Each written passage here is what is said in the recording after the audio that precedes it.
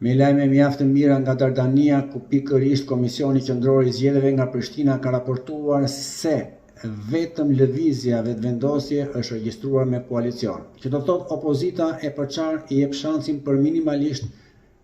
5 deputet më shumë. Le të presim dhe diasporën që sigurisht përpos miliardave që ka dërguar ndër vite, ndër dekada,